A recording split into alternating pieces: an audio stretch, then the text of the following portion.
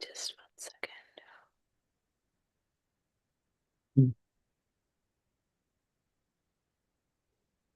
Namo Arihantanam, Namo Siddhanam, Namo Airiyanam, Namo Uvachayanam, Namo Loe Savasahunam. So today we have planned the remaining Gandhar presentations. And then if there is still time remaining, we'll consider starting maybe Mokshmar Prakashak, third and fourth chapter from the next semester. Who wants to go first? Yeah, I can go. It's supposed to complete the... Oh, okay. All right. Okay, yeah, you Yeah, said go ahead. Jivadikar in the Dravya Sangra. Sure. Okay. Yeah, it won't take much time because Yeah, it's fine. Jivadikar was taking a lot of time. So Ajivadikar is the another next part, the second part in the Dravya Sangra. It talks about Nemichandra Siddhantideva talks about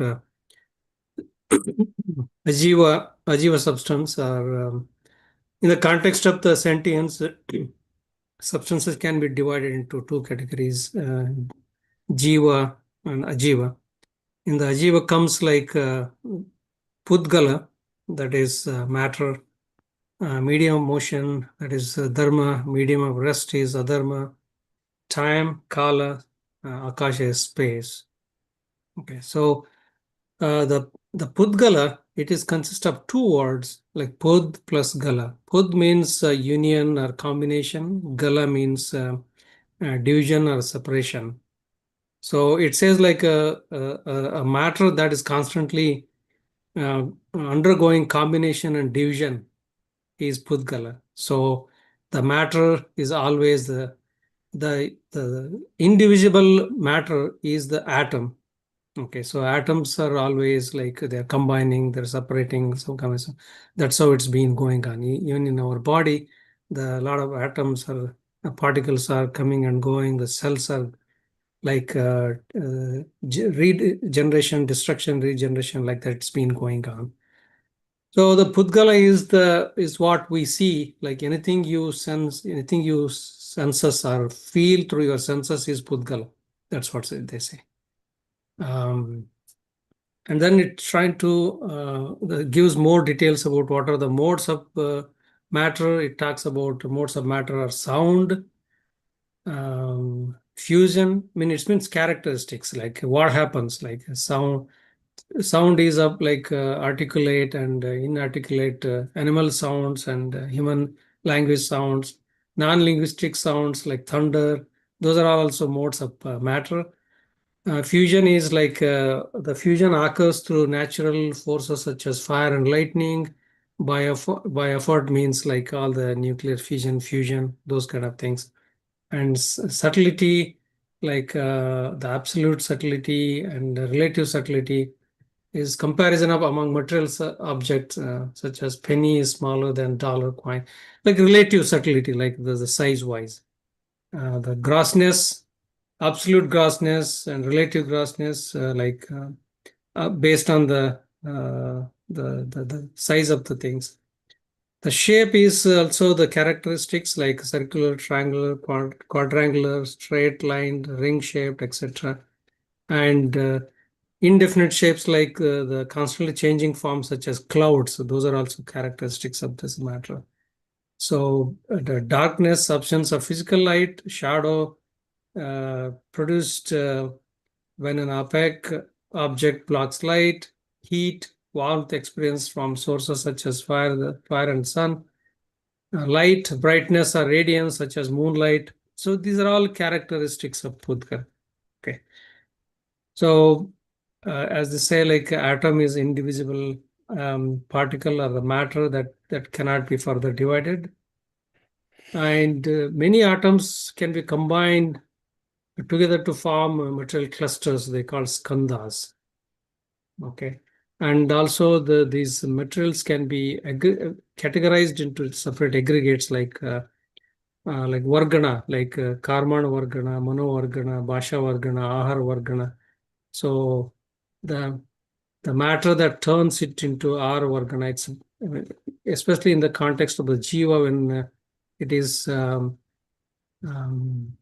labdhi and paryapti, that time it will acquire it. Ahara is one of the ahara is where the jiva has that capacity to acquire different particles, different pudgalas in different varganas, like bhasha vargana to get the speech facility, manovargana to get the mind, and ahara vargana for body, those kind of things. And again, these based on these clusters, the matter can be divided into different clusters, like stula, that is grass, like stones, wood, metals, grass. Like stula is like a solid one. The grass stula is milk, water, oil. When separated, they naturally merge again.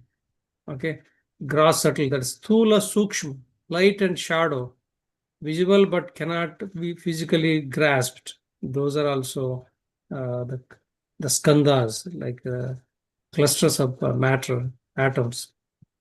And sukshma sthula is like a subtle and gross, like air, smell, taste, sound, invisible but perceptible through senses. It's more of like talking about the pudgalas. What are the pudgalas? Like in the beginning, as I mentioned, anything you sense through your sense organs is pudgala.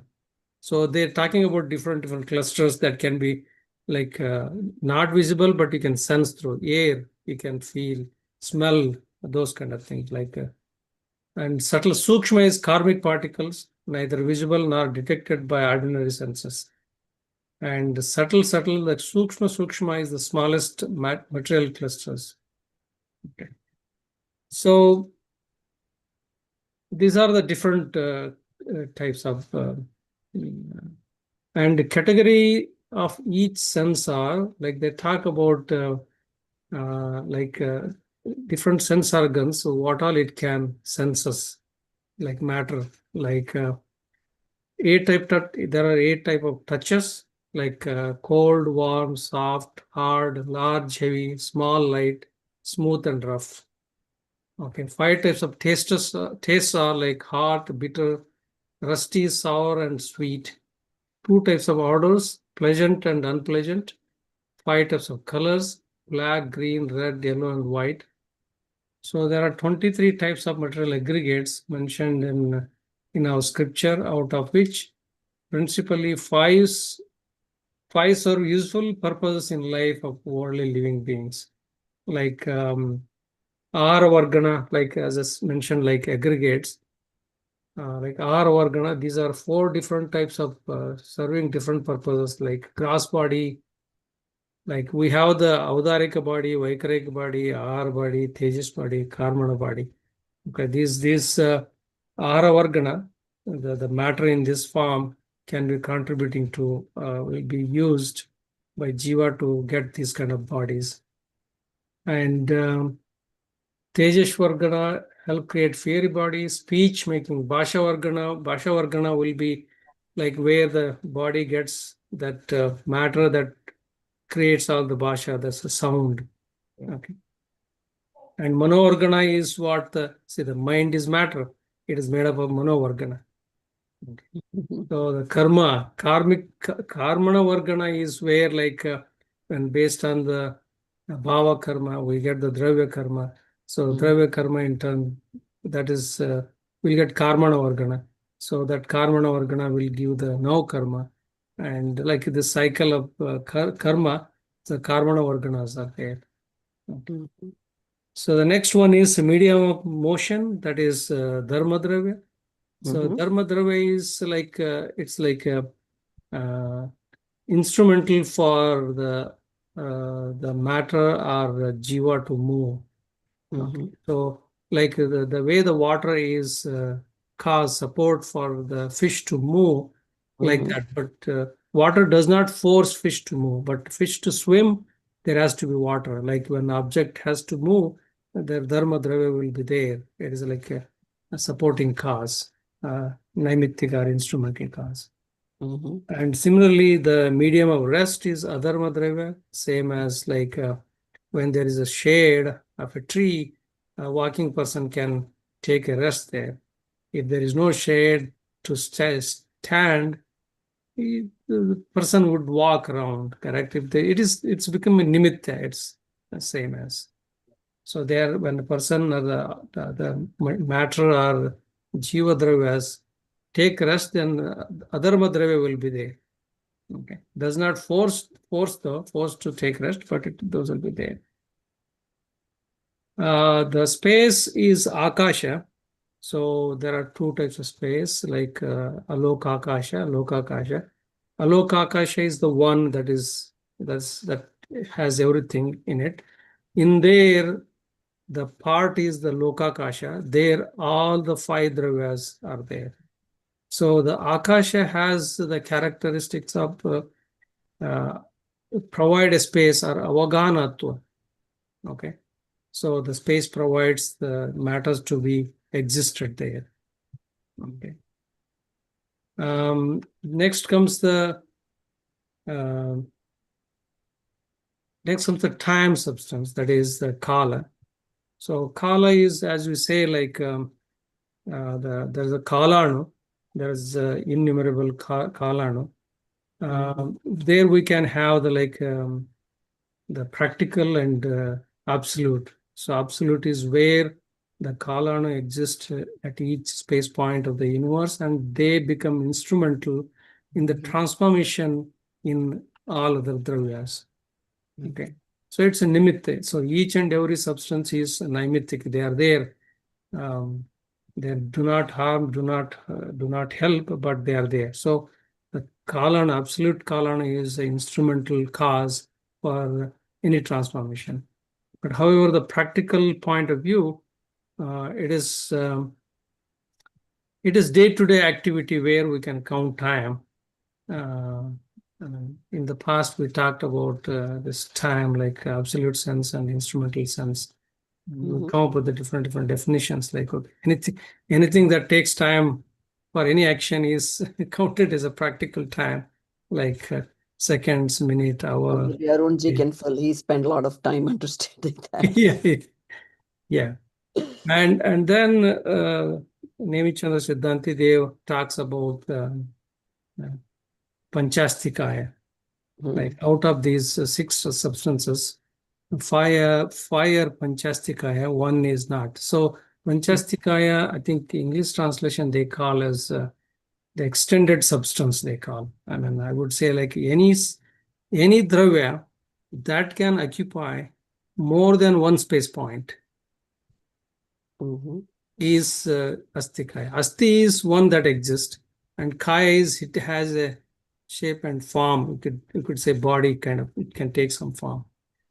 So like Jiva has innumerable space points. I mean, it has the form, the Pradeshatva, so it can occupy innumerable space points.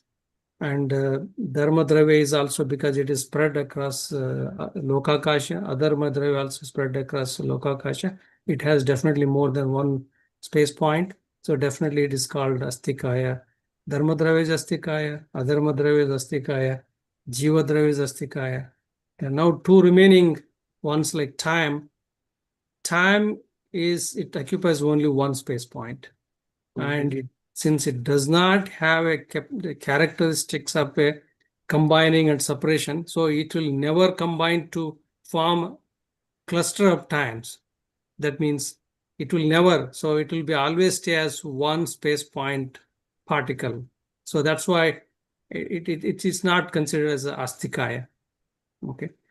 So coming to the atom, it is the matter, the smallest unit of matter is the atom, indivisible atom. So that occupies one space point.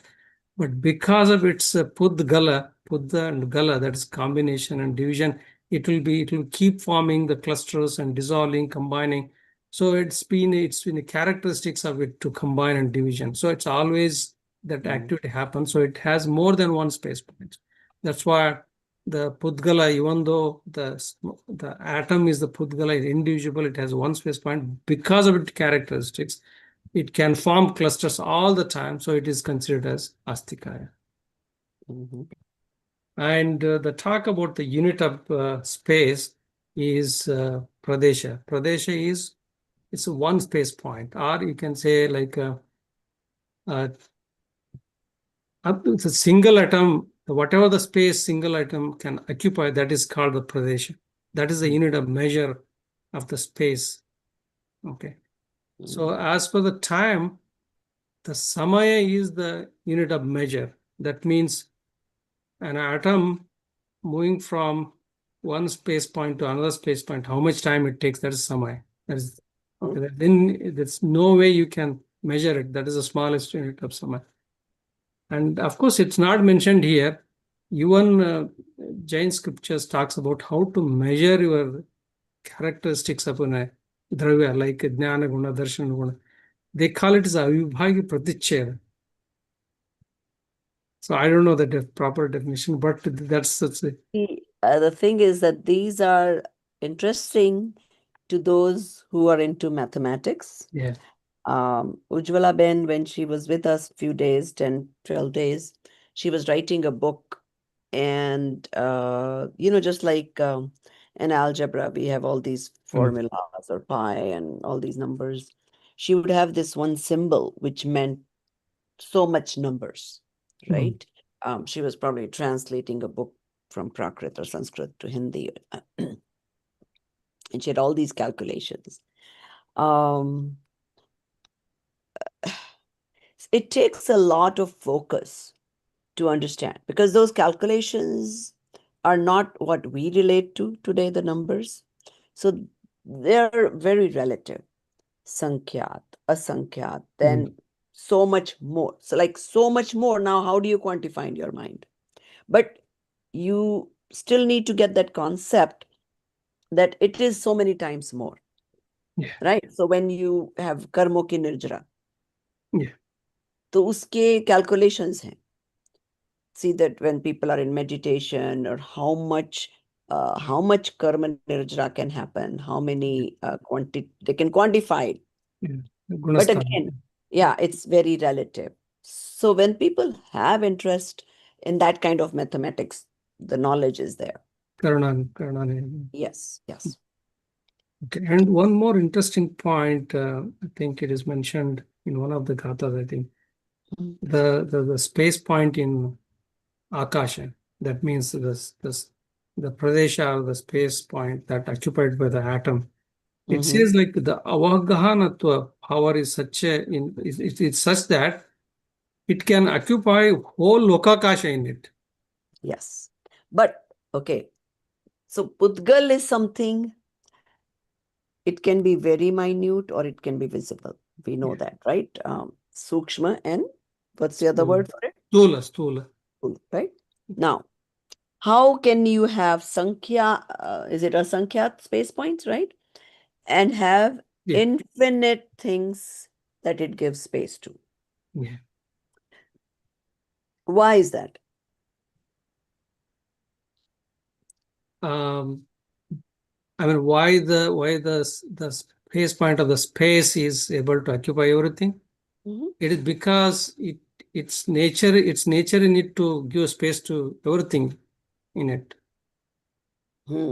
It's Avagahanatva characteristics. But yes, that is Avagahanatva characteristics. But Jeev has also characteristics. Yeah. Where it can have more jivas and more things within it. Yeah. Because you have to have an overlap. Sukshmatva, once it gets, So otherwise it will not work. Yeah.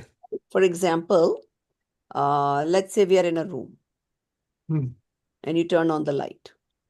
Yeah. Light is taking up the same space as the bed, me, everything else. So that light, the sukshmatva or the ability to spread is, so it's able to have multiple things in the same space.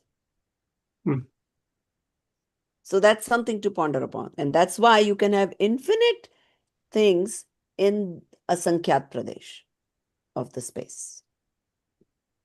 So in that sense, in a way, the calculation doesn't match, but that's the characteristics of it. Yeah.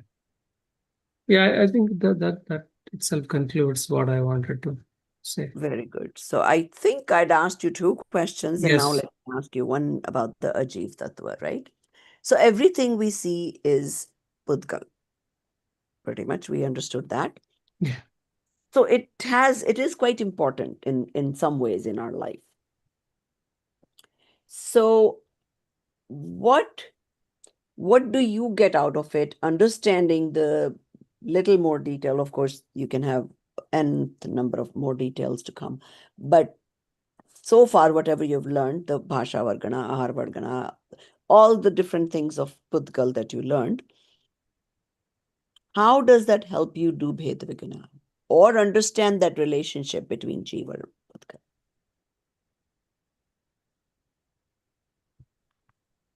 I mean, in the context of discriminative knowledge, definitely what we see or whatever we see, whatever feel, I mean, things is definitely not soul. So soul has to be experienced. That's one thing. Second thing is, in the process of this experiencing soul, there may be so many things we might come across. Those are not appears to be Pudgal, not appears to be the natural, like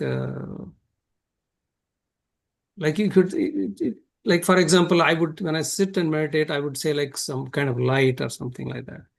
But I could be excited Light is to. Pudgal, though, you know that, right? I'm sorry.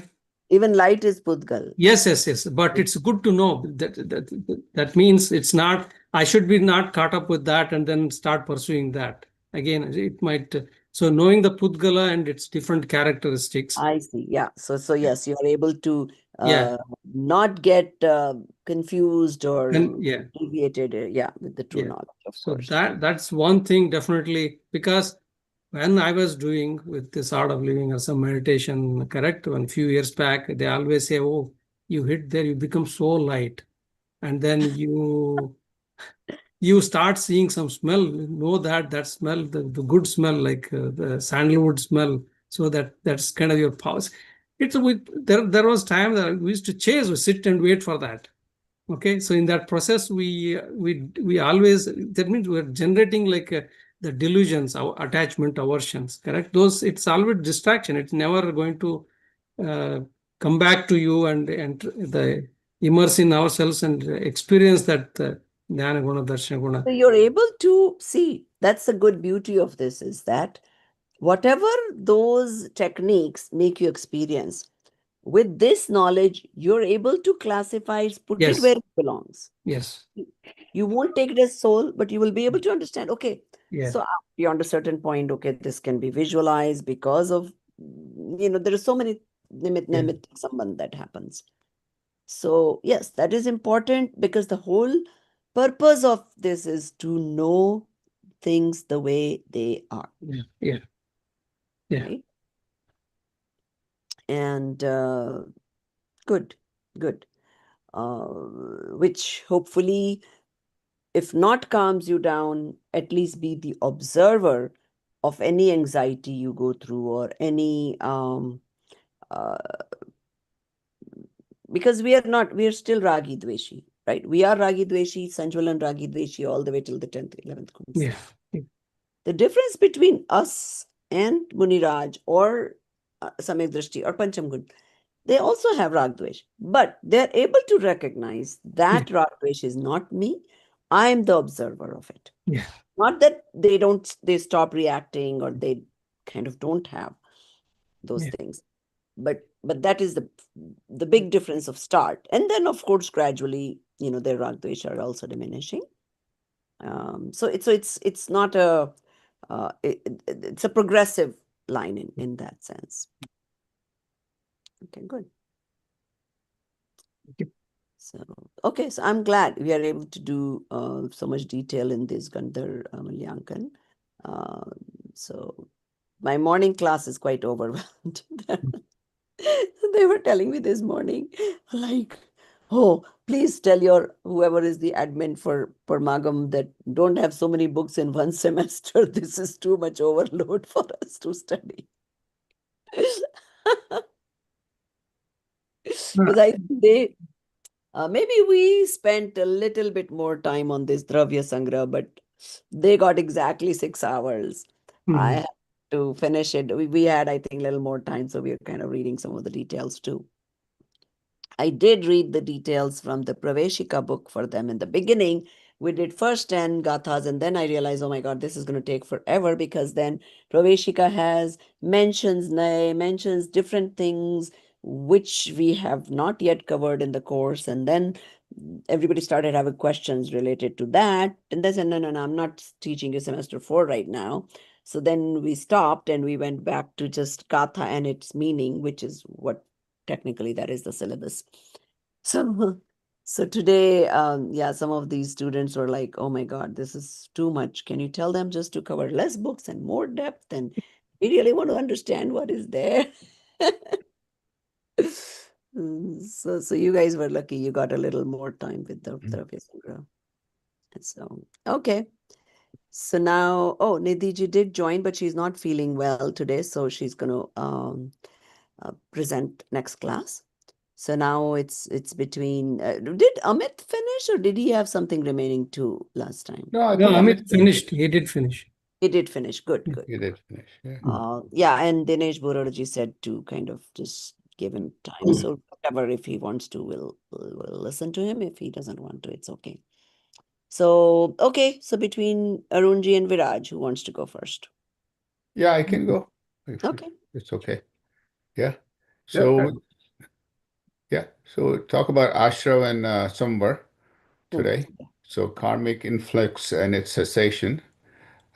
So the foundations would be the soul, the seven tattvas, karma is matter, and the example of the leaking boat Mm-hmm.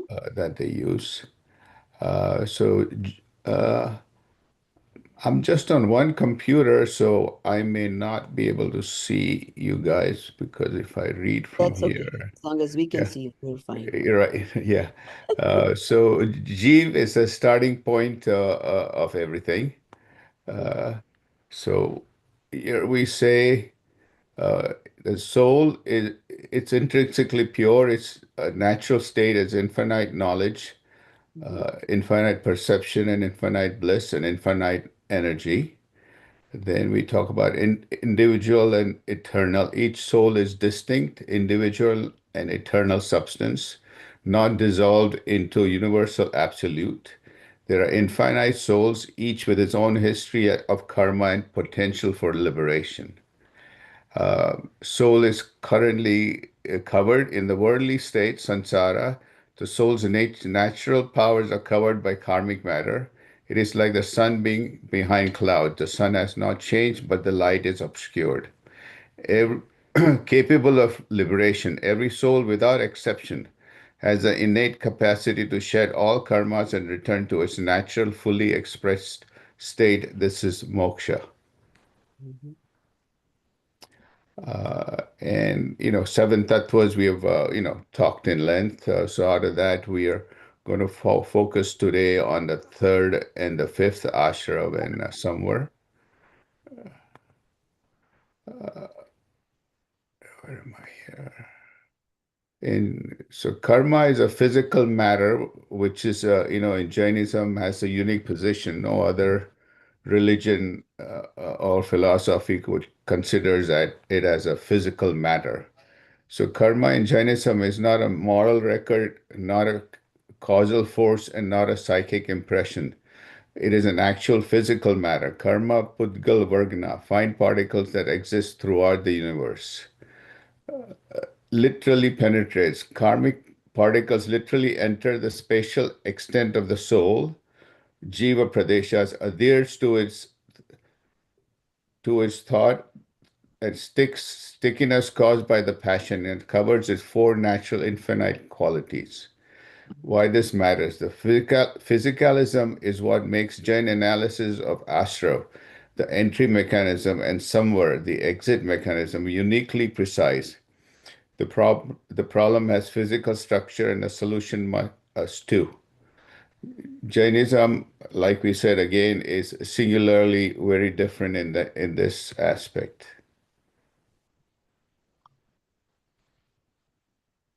Uh, Everybody knows it's an old example of the leaking boat, but the general example that gives you the crack is the channel through which the karmic matter flows in. Every passion-driven action through thought or word opens the crack. Bandha, the water settles. Karma adheres firmly to the soul, covering its powers. The depth of bondage depends on the intensity of the passion. Somewhere, seal the crack. The crack is sealed, no new karmas enter. This is the turning point for the bondage towards liberation. Nirjara, bailing out the water. Old accumulated karma is shed through austerity, equanimity, and direct self-experience. Moksha, the far shore. The boat arrives perfectly dry. The soul is fully itself, infinite knowledge, bliss, and freedom.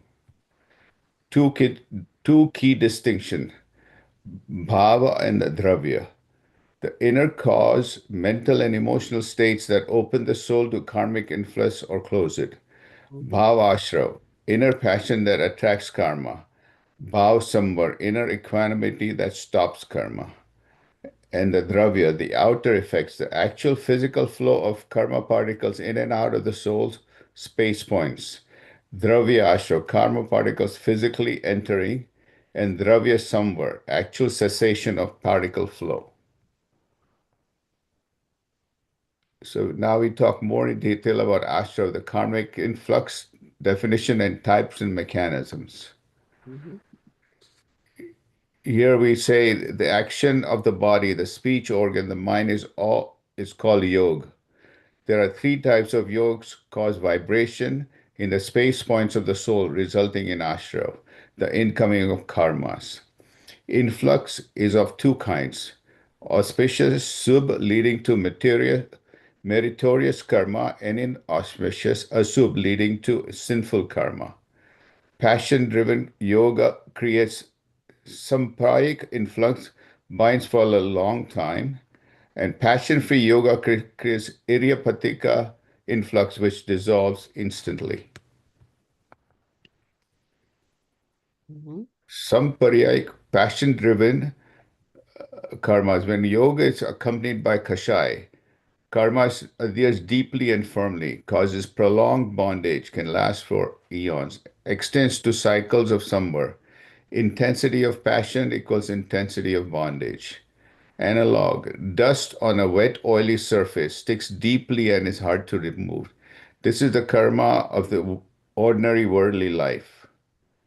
Irya pratika, passion free. When proceeds without passion, karma touches the soul for one samay, smaller time unit, dissolves immediately, do not have lasting addition, prevents or shortens the transmigration. Only possible for advanced practitioners. Analog would be a ball bouncing off a dry wall, no addition whatsoever. This is the karma of the near liberated Kevli. Key implication: the goal is not to stop all activity. This is impossible in our embodied being. It is purify the inner state so activity becomes passion free. The path to inner transformation, not outer suppression. Mm-hmm. Bhavashra, the psychic influx, the cause, inner state of the soul, false belief, mithyatva, four passions, kasai, carelessness, pramad, non-restraint, avirati, passion-driven yoga. Example, the anger rises inside when it's insulted before an action is taken. This is what Bara Bhavana text must be contemplated primarily in Ashra Bhavana. Then this becomes Dravya Ashra, material influx. The effect physical particles flow. Actual karma pudgal vargna entering, penetrating the soul's space point, covering the soul's infinite qualities, varying in duration and intensity. Example, the actual karma particles that adhere to the soul because of the anger. This is the physical consequence of the psychic cause. This leads us to the vicious cycle. Bhavashra, Dravyashra, ripening of karma generates more Bharashra and more Dravyashra. This self-enforcing loop is sansar. Breaking this requires transforming inner states. Mhm. Eight types of karmas what ashram attracts. The first one is Gnana Varnya, obscures the right knowledge. Darshan Varnya obscures the right perception and faith. Mohiniya, which we all know is the most dangerous, causes delusion. Vednya determines the pleasure of pain. Ayusha determines the lifespan in the next birth. Nam determines the body type and personality. Gotra determines the social standing and family. Anatrai blocks soul. Antrai blocks the soul's natural capacities. Mhm. 42 sub-causes of intensity differentiation. 5 Indra, the five senses, touch, taste, smell, sight, and hearing. Each unguarded sense is a channel for some sampraik ashra. Every sensory reaction driven by pleasure seeking or pain avoidance opens a fresh crack. 4 kashais, anger, krodh, man, maya, lobh, the primary glue that makes karma stick. Intensity of kashai determines duration of bondage, whether it's mild or not. Anger, mild anger, months deep sustained anger will last you a long time. 5 avrats, transgression of 5 vows. Non-violence, truth, non-stealing, celibacy, non-possession. Each unobserved vow is open karmic channel in corresponding area of life. And 25 kriyas, 25 specific activities from mithyatva kriya, worship of false god, to apratyakan kriya, not renouncing what can be renounced, includes both obviously harmful and subtly harmful actions. Even some faith actions can be ashra at the modal level. There are 5 root causes for this: mithyatva, avirati, pramat, kashai, and yog. Mithyatva, false belief, which is the root of all roots. Unless this life, unless this living being knows the difference between the soul and the ashra, it remains ignorant and immersed in the negative emotions.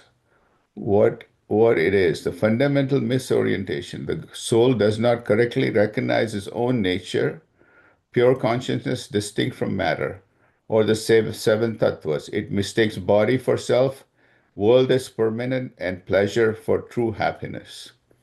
Why is this the root? All other causes ultimately flow from mithyatva. Non-restraint exists because the soul incorrectly values sensory pleasure. Passion exists because it attached to things it mistaken as its own. Carelessness exists because it does not understand the urgency of the situation. In Jainism, mithyatva causes the soul to mistake itself as matter. Its removal, samyak darshan, reveals the soul's own individual, eternally pure nature, distinct from all matter.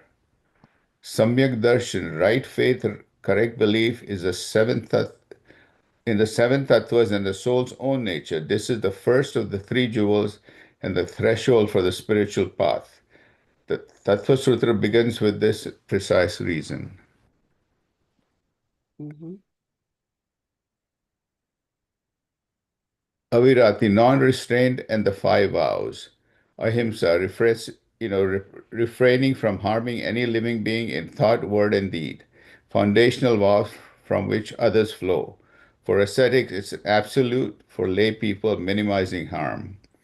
Satya, speaking only what is true, necessary, and not harmful, beyond avoiding outright lies. Even misleading speech or exaggeration that harms another is a violation. Astia, not taking what is not been given, includes not only theft but coveting, using without permission, or accepting goods obtained unethically by others. Brahmacharya, for ascetics, complete celibacy. For lay people, fidelity and restraint. Sexual desire is one of the strongest channels for kasha and therefore for ashra. Aparigraha, not accumulating beyond genuine need. Attachment to possession binds through lobe.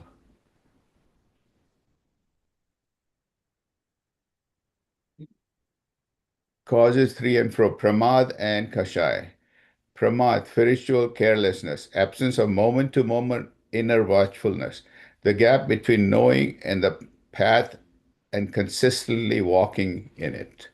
Key features: the practitioner can know all the theory yet still be inattentive. Distraction during meditation is pramad. Carelessness in applying vows is pramad.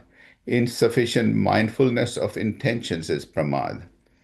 Why bhavanas exist. The 12 anuprekshas are prescribed as a daily practice, specifically because pramad is constant.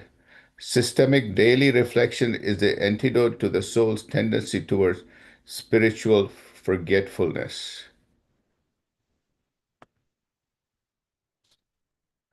Yoga, tripartite activity of mind, speech, and body. Yoga cannot be entirely eliminated until the 14th Gunastan. Uh, and every embodied being, walking, breathing, thinking, generates yoga continuously. As Prabhaji mentioned, we have to think more with less passion while we're doing all these activities. When yoga occurs, it creates vibration in the soul's space points. These vibrations, like a magnet, attract karmic particles from surrounding universe. The stronger the yoga, more forceful action, speech, or thought, more particles are attracted. Whether yoga becomes Sampraik, binding, or Irapatika, transient, depends entirely on whether Kashais accompanies it. This is why Samvar is about inner purification, not outer suppression. The practitioner continues to act, but with ever decreasing passion. Kaya Yoga, bodily action, Vachan Yoga, Mano Yoga, each must be progressively restrained. Kai Gupti, Vachan Gupti, Mano Gupti, the three Guptis address precisely these three channels for the Samvar system.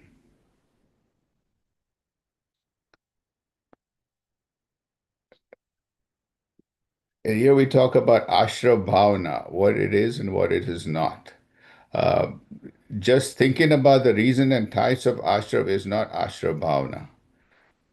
Contemplate every Ashra Bhavana, recognize all influx states, anger, greed, hatred, and also compassion, charity, devotion, as impermanent, impure, inert, without shelter, sorrowful, and cause of sorrow. These states arise within the soul but are not the soul's own nature. They are passengers, not the vehicle. Simultaneously hold the pure soul's nature, while seeing the worthlessness of Ashrabhavs, hold the true soul's contrary nature in awareness, eternal, conscious, absolutely pure, ultimate refuge, inherently blissful. Just as algae is found in water as impurity, similarly, influences are found in the soul as impurity. Yes, the Supreme Soul is always found as pure, conscious only. Allow genuine vairagya to arise. Contemplation must produce real vairagya, genuine inner detachment, not merely intellectual agreement. The one who, even after knowing, does not abandon the state of abandoned, their entire thinking is ashrabhav, is futile. Detachment from ashrabhav is itself the beginning of samvar.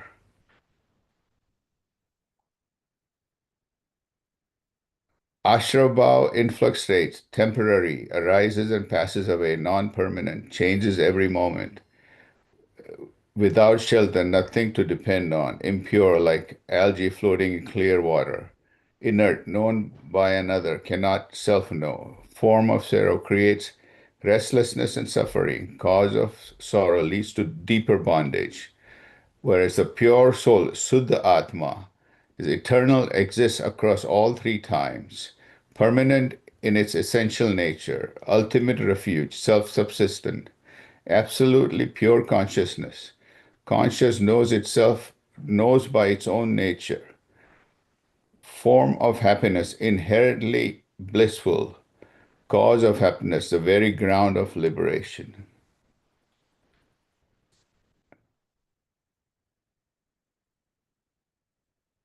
What most students accept, and when I was reading this and where certain things are clear to a layperson, most sinful feelings are ashra bhavs, anger, clearly impure, greed, deceit, pride. These are easy to recognize as influx states that should be abandoned. But also all the virtuous feelings, also we have to abandon. Mercy, charity, fasting, devotion, even the feeling that binds the nam karma of a Tirthankar described as impure in the Bhara Bhavana. This does not mean abandon virtue in practice. Virtue is necessary raft, but practitioner must not mistake it. The raft for the further from the further shore. Even noble model states are not the soul's intrinsic unchanging swarup.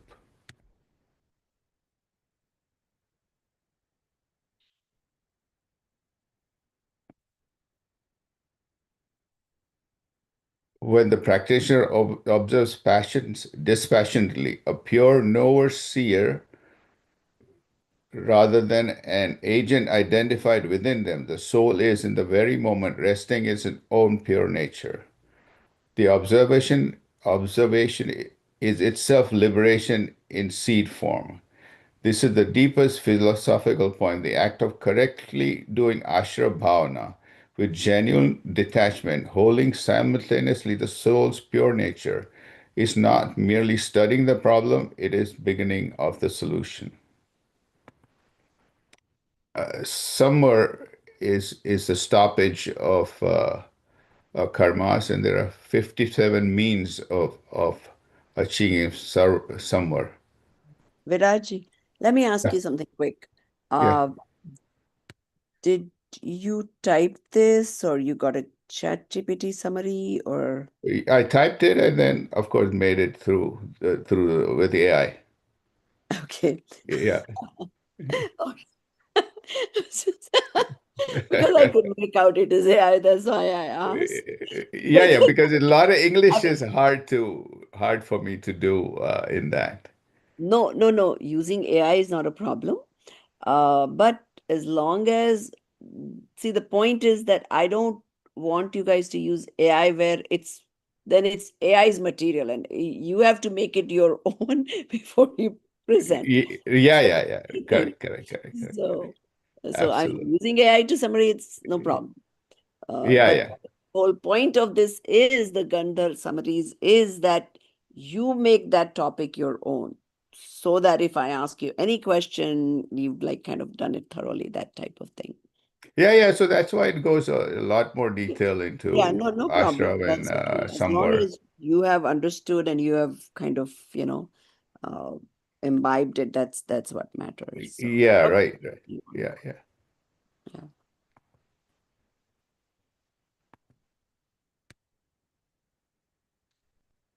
So Sambar ke 57 basically. Yeah, 57, the 57 means of somewhere, Manogupti, Vachan Gupti, and Kai Gupti.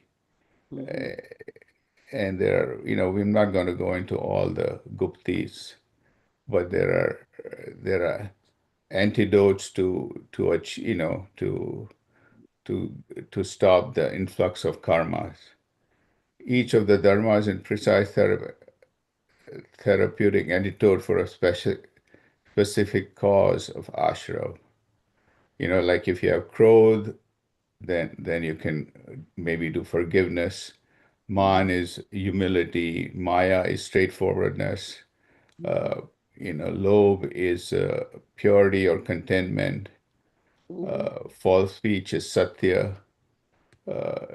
this is how you can you know start doing some more. Then there are 22 parishayas, 22 specific hardships where equanimity, somewhere in emotional reaction are needed. There's hunger, thirst, and it goes into all the different 22 specific hardships that they mention.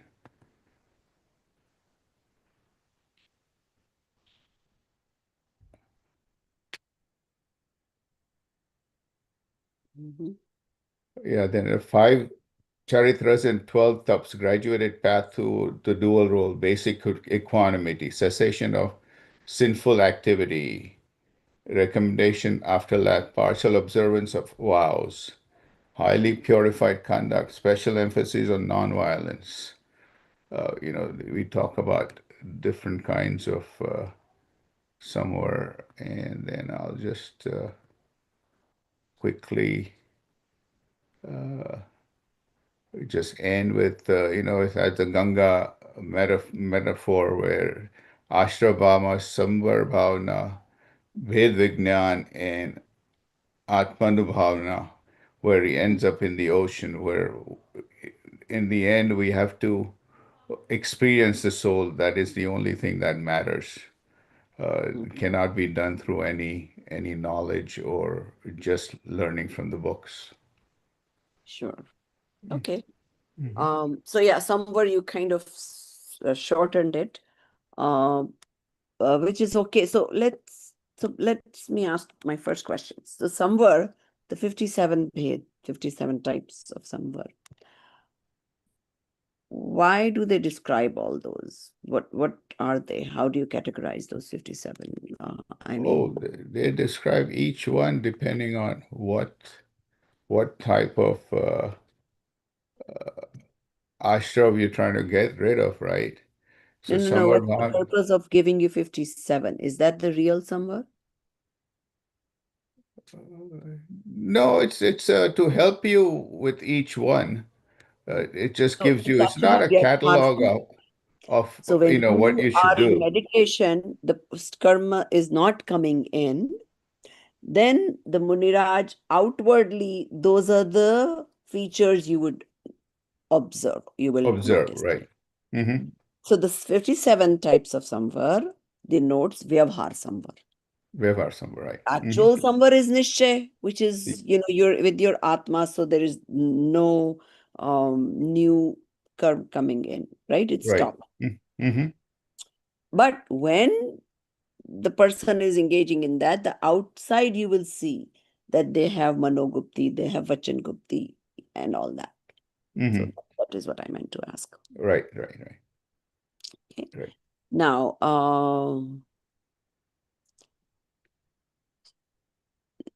how much happiness does one have, let's say from 5th Gunistan to 6th to 7th as they progress?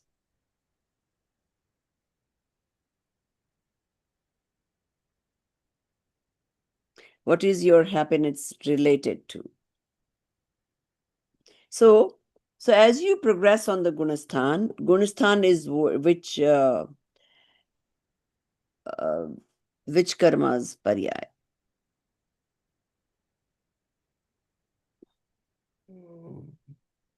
Which gun of Atma?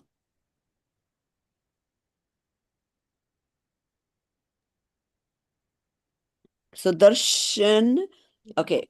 So Monia has 2, remember? Yeah.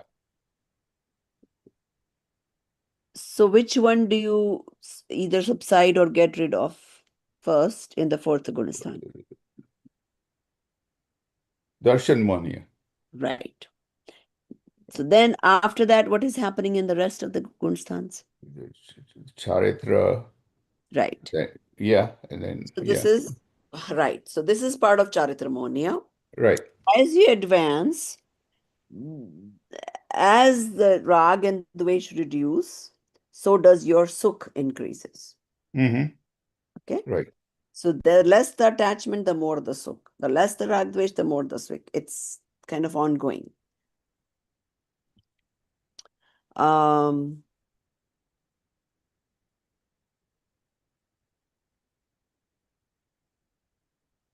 should we be scared of ashram? Scared of ashram? No. Mhm. It's going to be happen all the time, right? In our lives, at least, happens it's just we got to get to the point where we have less passion to it, less. Mhm. Yeah, that's the So only thing. it's a natural thing happening, Hmm. not to be scared, yet be aware Be aware, right? that it's happening. Right, As we keep understanding, our rag, dvesh, our attachments go down, naturally, the intensities will go down. So, right? right, right, right. Um, so you did good finding the material and everything, but so what I'm trying to say is that it's good that you found the material through AI, but when you read, sometimes it felt like you were just reading from somewhere and you don't read the Right, material. right. Yeah, yeah. Plus, I didn't. Shouldn't happen because when there is so much material, you kind of like Yeah, get lost. right, right. Hmm. Correct. So if you use AI, fine, but then try to give it a little your own touch to it. Yeah, Yes, absolutely. I Yeah. really understand this because Hmm. the whole point of this is that you understand it. Yeah, yeah. Correct. Yeah. So, Yeah. okay, very good. Chum. Okay, Arunji.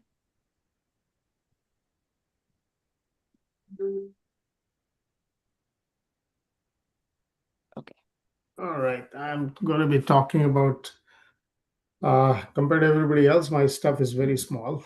To summarize अरे the हमने chapter. तो आपके लिए पूरा घंटा रख दिया भाई.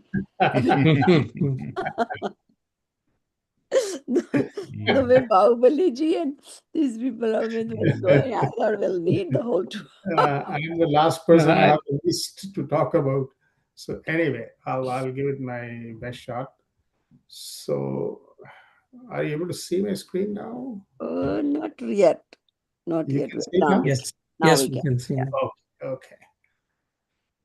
So this chapter is basically about the basic stuff, which actually, when Amit was talking about, he also quickly summarized it very nicely. Mm-hmm. I have a few slides on it, basically just elaborating a little bit more. Good. So it starts with the Navakar mantra. Mm-hmm. So it's, as we all know, I mean, this is the most common concept and mantra that we have. We're offering obeisance to the Panchparmeshti, which is the Arhant, Siddha, Acharya, Upadhyaya, and Sadhus. So nothing new here, but I just thought I'll put it down on a slide in terms of what the book puts forward. Mm-hmm. And I'll be sharing these slides on the group as well. So Mm-hmm. it talks about characteristics of Arahant. So Arahant are still embodied. That's the key feature. But they're completely free from attachment and aversion. And Mm-hmm. they've destroyed the four Ghati karms. And they have these four attributes, which is Ananta Gyan, Ananta Darshan, Ananta Sukh, Ananta Virya, as the speakers before me alluded, including Virajji in the previous presentation. Mm-hmm. Characteristics of Siddh. Now, Siddh is the difference with the Aryan. The Siddh, of course, is there's no body involved here. It's a liberated soul, shed all the karmas, attain moksha. So there is no physical body, no birth, death anymore. Mm-hmm. And again, infinite knowledge, infinite perception, infinite bliss, and eternal existence. So this is Siddha state is presented as the ultimate goal for every soul, Mm-hmm. which is where we want to be. So, what are the general characteristics of other Panchparameshti, the Acharya, Upadhyaya, Sadhu? So, these are the general characteristics that run across all these three Parameshtis. So, all of them relinquish possessions and attachments and accept it Shuddhopayoga, which is pure passionless conduct of self absorption. There is occasional rise of mild passions which can lead to Shubhopayoga for all these three Parameshtis, but no Ashubh Upayog exists. So that is another key characteristics. They become free from decorating the body, etc. They live in forest caves and they follow the 28 Mool Gunas, 28 types of Parishas, which you were talking about earlier, 12 kinds of tap. engage in external pious activities such as reading of scriptures, etc. So these are the common characteristics that run across all the three Parameshtis, Acharya, Upadhyaya, and Sadhu. Some of the specific characteristics which sort of distinguish them in terms of their role and the state of evolution is basically the acharyas are leaders of monks because of excellence in Ratnatraya. They remain engrossed in the Nirvilk Swarup Acharan, which is unrambling state of pure passionless conduct of the self. They have compassion due to mild rise in passions. They preach sermons to jivas who pray for and are curious for religion, and they administer diksha, etc. Upadhyayas, they have obtained the knowledge of scriptures and they've been installed as authority for preaching and teaching. Uh, I think we already have two Upadhyayas in our group, so very knowledgeable. Due to mild rise in passions, teaches scriptures to seekers for them to help understand the true path. So even the act of teaching actually is due to rise in passions. So that's a shubhopiyog for you. Sadhu, engrossed in attaining nature of the soul by not rambling the upyog, active consciousness in other substances by treating them as agreeable or not agreeable. So they're beyond that battle of good and bad. Externally observe religious penances, rituals as being the instrumental cause, and sometimes they engage in invocation, obeisance, and such other activities. So, what is the purpose of adoration? That's another piece. This in this chapter is why do we pray or do prayers? So now we pray to Arhanta and Siddhas, but they don't grant favors or remove sins or intervene in worldly affairs. The worship is actually performed because it inspires noble qualities within us. It creates reverence for spiritual excellence. It motivates us to follow the path they followed. And all this eventually helps us obtain passionless, discriminative knowledge, which leads to imperturbable real happiness. So that is the object, is to get rid of our passions through the worship. And benefits comes from transforming our own inner state, not from divine intervention. This is distinctly Jain understanding of devotion, and I would say that's very, very distinctly Jain understanding. Feeble passions, destruction of passions, and can lead to passionless pure dispositions. Darshan, listening to and darshan of Arihant, listening to preachings and following the path preached by them reduces delusions and attachments by becoming instrumental causes and gives rise to discriminative knowledge, which we are all after. Invocation can also cause rise in sata and reduction in asata. Another small thing which talks about is purpose of Mangala Acharya. So Todarmalji explains that auspicious invocation removes internal obstacles such as doubt and negligence, creates a respectful and focused state of mind, and establishes the right spiritual direction before beginning the study. Just to develop the right focus. So, what is the authenticity of scriptures? So, it says the knowledge of liberation has to come from an authentic text, which is a scripture, not from an ordinary opinion. An authentic knowledge actually describes the fact that how the tradition and knowledge has been kept is flown. It came down from Omnisi and Tirthankaras as divine teachings, which were understood by acharyas, translated into scriptures, and then through the teachers, it comes to seekers like us. So it says that therefore, Jain scriptures are treated as reliable, so reliable because they originate from the knowledge of omniscient being and have been preserved through an authentic tradition.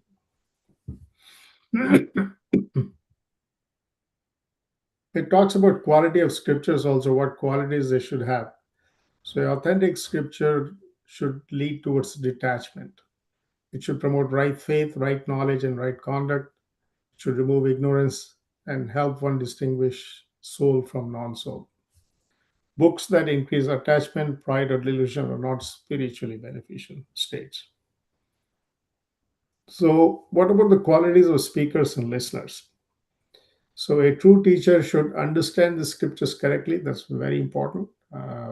You've seen in the text that we read by Dr. Baril also that he very humbly says that he is, I mean, he's a bit of a disclaimer that it is as per his understanding, uh, and he talks about the fact that correct interpretation of scripture is very important.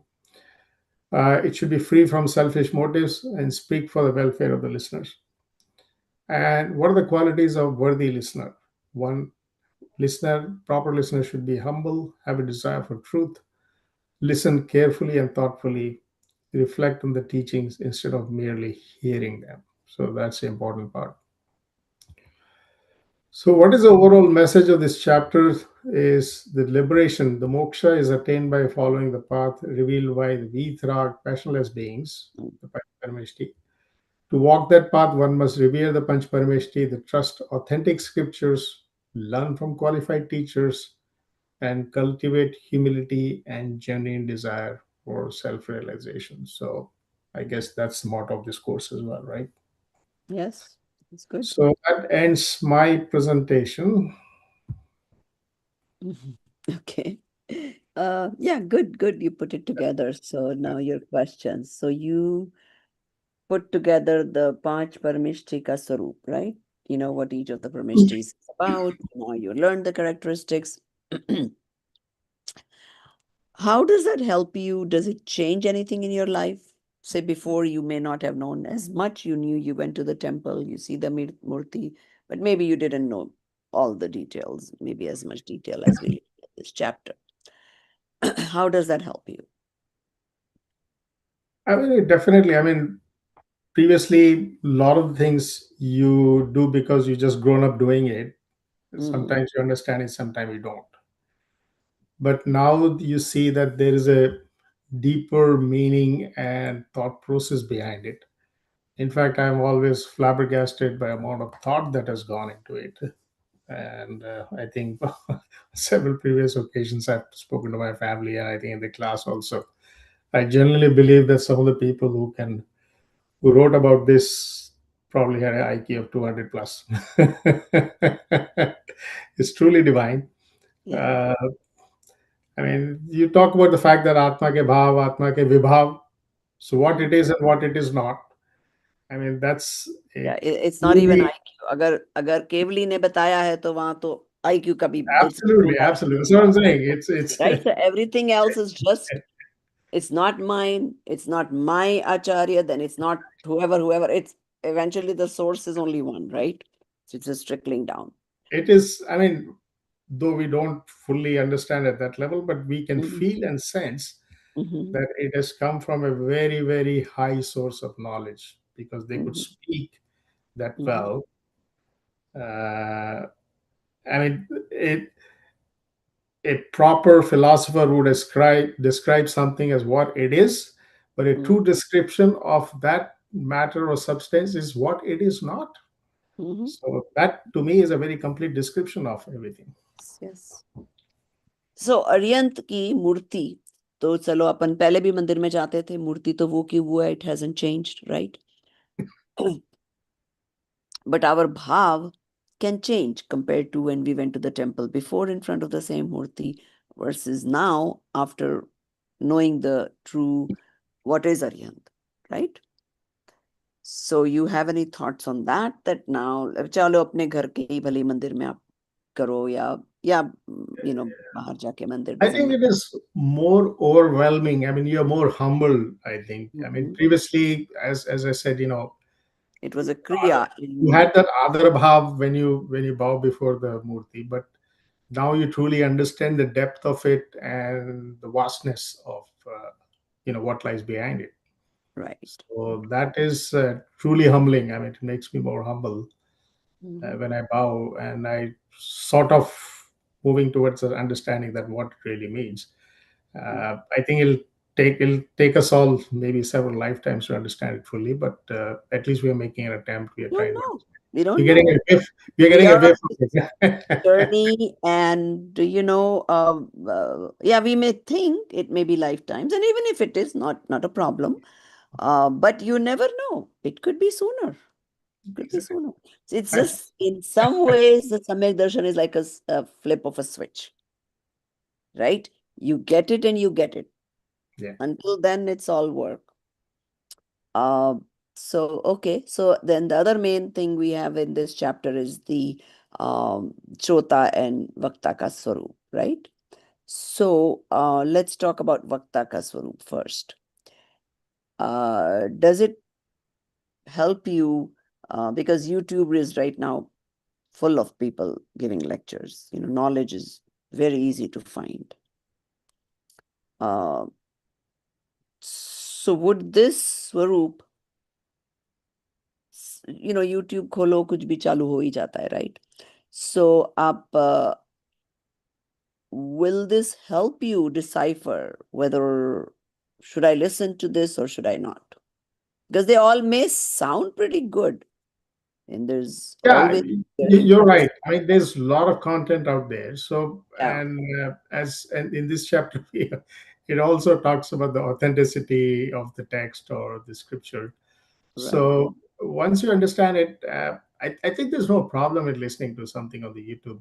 But I think you're in a better position to understand what it really means and what it does not mean, or where it is lacking. So, because there always be some tidbits of some wisdom somewhere. I mean, including YouTube as well, right? But in terms of discriminative knowledge, will it give you that? Maybe, maybe not. So for that true discriminative knowledge, we have to rely on the authentic text, the process of चिंतन मनन जो हमें करना है वो सब उसके लिए जरूरी है. But that gives us तो वक्ता के स्वरूप आपको बताता है कि सपोज आप किसी को सुन रहे हो, where are they leading you towards? So you have Sadguru, you have who knows which guru. I don't listen to them, but they pop up sometimes, when you open.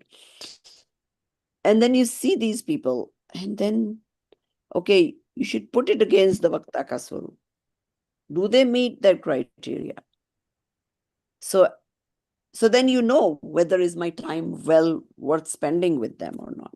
exactly. Because otherwise, what happens is, and I've done that in the past sometimes. I luckily good that nowadays they have these shorts instead of wasting your 20 minutes of your time.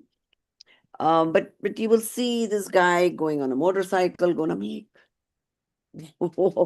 you know, what is he trying to represent? And then you put your measure. Okay, is what he's showing helping me reduce my kashai? Is it helping me reduce my ragdvesh? Is it does it appear like he's really concerned about my welfare towards my spirituality? Or is he there showing off or getting popular or getting more views? Absolutely, there So, is that element. Yeah, right. So now you have a measure.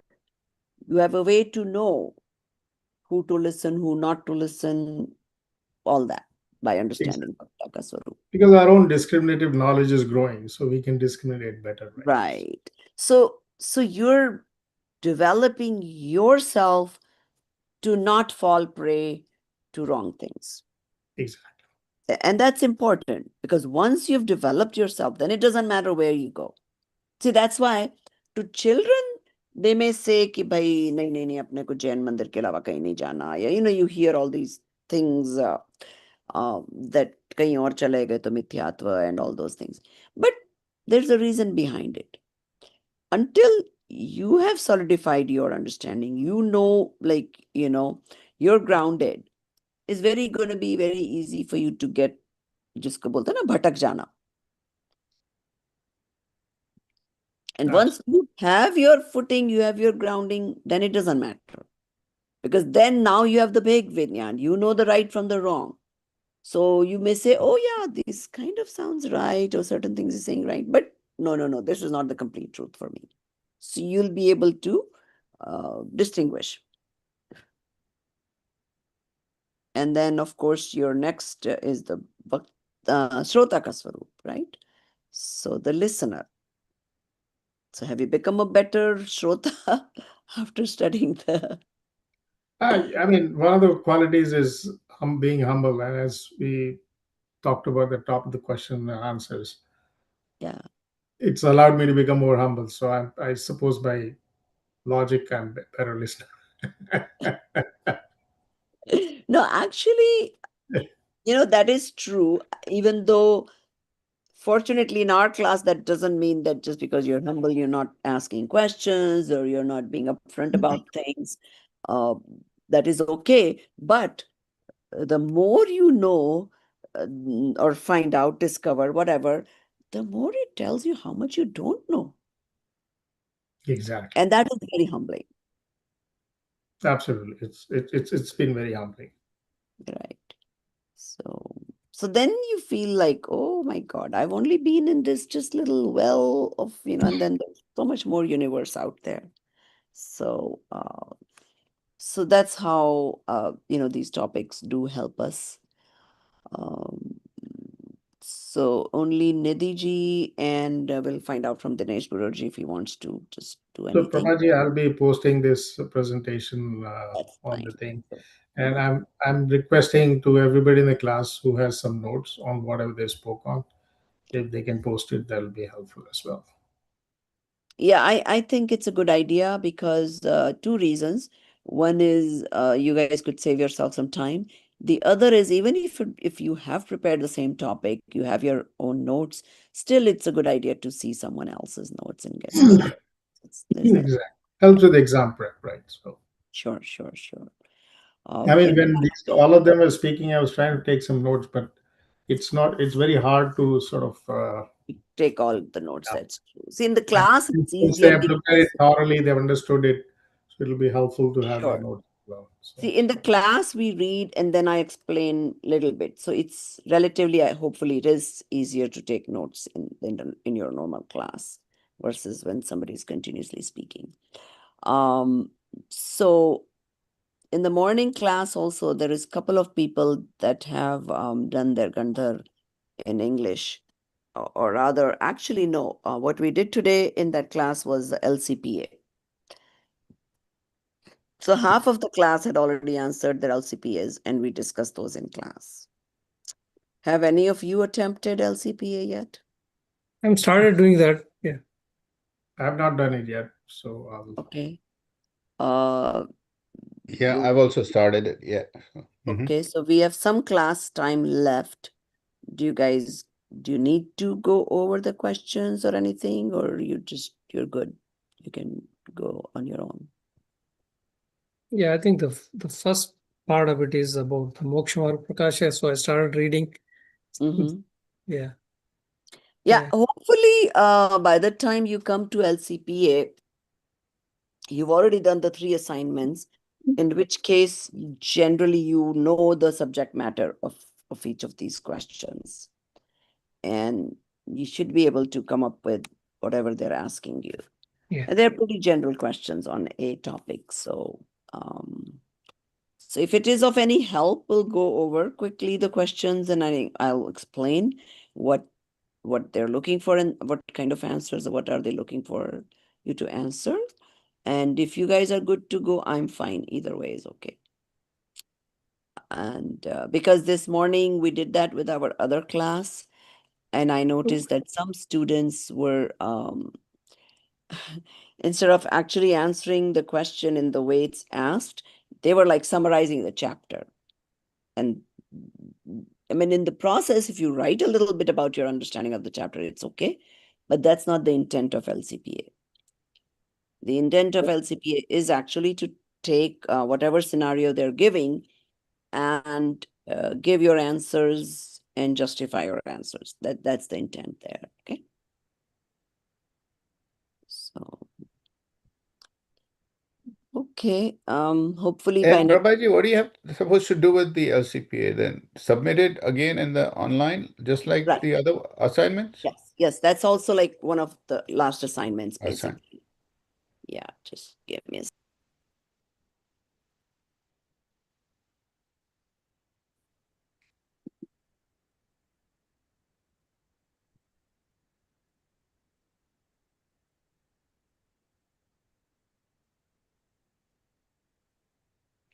You're muted now. Right?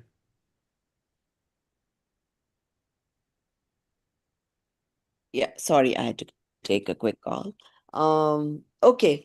So basically, yeah, LCPA is like the fourth assignment, and just answer those questions and upload it. What else? So yeah, we're pretty much next Wednesday. We will not have a class. Actually, that's true, Nitiji. So I'll be traveling. Trying to see, either we can wait till the week after, or if you want to record your Gandhar and then call me and we'll do your questions. How would you like to do? Well, either way will do. Yeah, if I you're mean, okay. I can record and send, or I can take it next week. Yeah, next As week we had decided to take off. When do the exams start? Are they next week or the week after? Don't have The it. dates had come, right? I thought it was starting.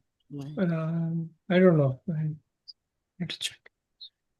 I'll ask Amitji to again repost so that way. Okay.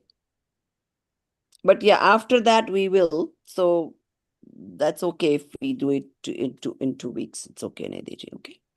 And then we will also start Mokshmark Prakashak chapter 3. So you'll have 2 weeks now to finish your assignments, be prepared for the exam, and if the dates are there, then maybe one of the weekends you guys would have already taken one of your exams too. ma'am, if someone could post the LCPA questionnaire again, I have lost it. I I can do can. it. No problem. Yeah. Thank That's you. fine. I'll post it again. And it's very actually interesting to do these LCPA questions. It gives you a lot of practical thought. So, and since it's only half an hour left, I'm not sure if it's worth starting Mokshmark Prakashak right now. So we could just have a shorter class today. And so how do you guys feel about readiness for the exam? Who is actually done with all the 3 assignments? I've not done. I've had a lot to work on those. So as soon as I've But done those, everybody waits till the end. Technically, you guys are supposed to do it. no, mine is like as soon as I do the assignments, I'll take the exams. So I'm fresh with those knowledge. That's exactly how I do it. Is complete one set of assignments, then take the exam. Yeah, assignments are nothing but just my notes, prep notes for exam, right? So So actually, yeah, they're designed to make you read 3 times. So first time in the class, second time when you do the assignments, and then third time during the exam. the shots are getting one. Yeah. So you guys are reducing it down to one. Well, Probably you're right. I think better way of doing assignments is just right after the class. see, now that Moodle is taking over, I don't know. I mean, there's always this talk about that Moodle will automatically put dates. It originally, when they started these assignments, the thing was that you finish, once you're done in the class, that topic, you had, I think, 2 weeks after that would be the deadline to post the assignment. If you didn't, then you keep losing points. There was such a system, right? And then when their Moodle started not working, nobody could upload, then it messed up everything. If they cannot upload, how can you take off points? Now So, that'll force some discipline into us. More right. discipline. So now I think the Moodle is now shaping up, and I think they're fixing it all and improving it. So you never know. So that might start again. And that's actually a better way, because then you've done it once, then during exam time, you look at your notes, you go flip through the book, and you naturally you kind of read a lot of the pages while answering the questions anyways. When you cannot find it, you need to go through it. So in that way, it also makes you read one more time. Now, So actually, open book helps, but it only helps if you know what's lying where. That Yeah. is true. So if you think that you're gonna do the You need to exam have a, first you need time to have a reading, no, reasonable that's not gonna understanding of work. where exactly to look also, right? Exactly. So you do, I would say, you should study enough that 85% of the exam you should not need to look at the book. Or like just look at it to confirm that I think this is the correct answer, but let me confirm, that type of thing. Only for 10-15% you should actually have to, search it in the book. So, and of course, can't blame them because it is open book. So they do have to make it a little tricky. So otherwise it'll be so straightforward, look in Yeah. the book and answer. No, that's fine. I think whoever is setting exam papers are working hard. So Yeah. It is hard to set an open book exam paper. Yeah, because they have to make it slightly complex so it your understanding comes out and you're able to but answer. every exam has one or two questions which don't appear to be correct.